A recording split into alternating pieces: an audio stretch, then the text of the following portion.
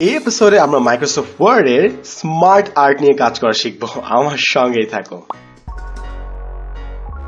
আমি সালমান সাদিক এবং আজকে আমরা সুন্দরভাবে ডেটা উপস্থাপন করার যেটা নতুন ফিচার স্মার্ট আর্ট নিয়ে কাজ করব। স্মার্ট আর্ট বেসিক্যালি হচ্ছে ইনসার্ট প্যানেলের আন্ডারে এবং এই জিনিস হচ্ছে স্মার্ট আর্ট। সো এটা সিলেক্ট করি। সিলেক্ট করার আগে আমরা নির্বাচন করবো যে আমরা কোথায় এই স্মার্ট আর্টটি দিতে চাচ্ছি। তো ফর এক্সাম্পল আমি মনে করি এই লাইনে পরে দিব আমি। সো এখানে এন্টার প্রেস করি, ঠিক এই জায়গাটায় আমি স্মার্ট আর্টটা দিব। এখন ইনসার্টের আন্ডারে স্মার্ট আর্টে যে ক্লিক করি তাহলে আমরা দেখবো বিভিন্ন ধরনের স্মার্ট আর্ট আমাদের এখানে প্রিসেট কিন্তু দেয়া আছে, প্রচুর এক্সপ্লোর করার অপশন। আমরা চাইলে এগুলো থেকেও সিলেক্ট করতে পারি যেটা ইচ্ছা। সো অনেক ধরনের অপশন আমাদের কাছে আছে। সো মনে করি অল সিলেক্ট করলাম, তারপর এখান থেকে কোনো একটি বাছাই করি। আমার দরকার তিনটা ইনফরমেশন দেওয়া। সো এই জিনিসটা আমার বেশ ভালো লাগছে যে গিয়ার। সো আমি গিয়ারটা সিলেক্ট করলাম, এটা হচ্ছে প্রিভিউ। আমি যদি ওকে ক্লিক করি, বুম, আমাদের গিয়ারটা কিন্তু এখানে চলে আসলো। এখন আমি এখানে টেক্সট দিতে যাচ্ছি। চাইলে আমরা এখানে সিলেক্ট করে টেক্সট দিতে পারি। ফর এক্সাম্পল এখানে লিখতে পারি লার্ন, অথবা আমরা এখানে টেক্সট পেনে যেতে পারি। টেক্সট পেনে যাওয়া কিন্তু আমরা লিখতে পারি লার্ন, প্র্যাকটিস এবং ফাইনালি কি প্রগ্রেস। কিন্তু লার্ন, প্র্যাকটিস এবং প্রগ্রেস এই হচ্ছে আমাদের টেমসগুলো অনেকটা মোটর মতো। সো এই তিনটি লেখা শেষ।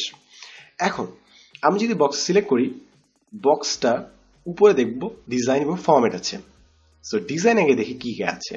ডিজাইনিং চেঞ্জ কালার আছে, আমরা কালার চেঞ্জ করতে পারি নিজের ইচ্ছা মতো।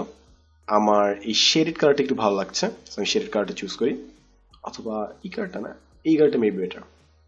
হ্যাঁ, ডান। এখন ওটা ঠিক পাশে আমরা দেখব বিভিন্ন ধরনের স্টাইল আছে, 3D আছে, বেরল এমবস আছে অনেকগুলো।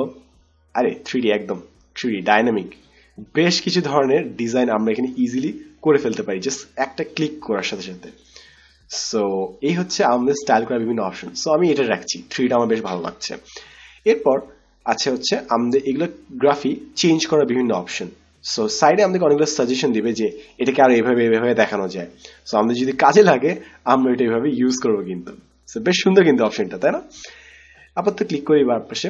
এখন আমাদের সাইডে একটি অপশন আছে লেআউট অপশনস। এটা মানে কি আমাদের টেক্সট কিভাবে এটা আশপাশে সাজবে। তো আমি মনে করি এটা দিই স্কোয়ার। এরপর আমি এটাকে টেনে উপরে এখানে পাঠাই, তাহলে দেখবে যে আমাদের এই গ্রাফটা আশপাশের টেক্সটটা মুড়িয়ে যাচ্ছে। সো এই হচ্ছে আমাদের টেক্সট লেয়ারের অপশন। সো আমি এটাকে এখানে বসালাম, তারপর এইভাবে অ্যাডজাস্ট করলাম যেন টেক্সটের সমান থাকে, তাহলে আমাদের সুন্দর একটি গ্রাফ তৈরি হয়ে গেল। কিন্তু সেইভাবে আমরা ইজিলি স্মার্ট আর্ট দিয়ে যে কোনো ইনফরমেশন প্রজেক্ট করতে পারি। সো দারুণ ব্যাপারটা, ইজিলি যে কোনো গ্রাফের মাধ্যমে আমরা উপস্থাপন করতে পারছি। এখানে ছোট দুটো ট্রিক শিখে দিই যে আমরা সুন্দরভাবে যদি দেখাতে চাই। এখানে লাইনগুলো অনেক এলোমেলো দেখাচ্ছে। সো আমি জাস্ট উপরে ড্র্যাগ করে সিলেক্ট করবো, মনে করি এই সাইড থেকে সিলেক্ট করলাম, ডান।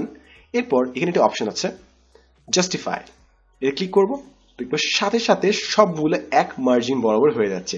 বেসিক্যালি এটা করে কি বিভিন্ন ওয়ার্ডের মাঝখানে স্পেস দিয়ে পুরোটাকে সমান করে দেয়। এবার আরেকটা জিনিস হচ্ছে আমাদের ঠিক এই পয়েন্টটা এখান থেকে স্টার্ট হচ্ছে বাট মাঝখানে ভেঙে গেছে। সো আমরা যদি পরের পেজে পাঠিয়ে দিতে চাই, সেখানে ক্লিক করব, তারপর ইনসার্টে যে পেজ ব্রেক, বুম, এই পরের পেজটা পাঠিয়ে দিলাম। তারপর আমরা ইচ্ছা মতো এইভাবে আরো বড় করে দিতে পারি যেন ওই পেজ জুড়ে জায়গা দখল করে রাখে এবং সুন্দরভাবে উপস্থাপন হয়। সো এভাবে আমরা বিভিন্নভাবে আমাদের তথ্য উপস্থাপন করতে পারি।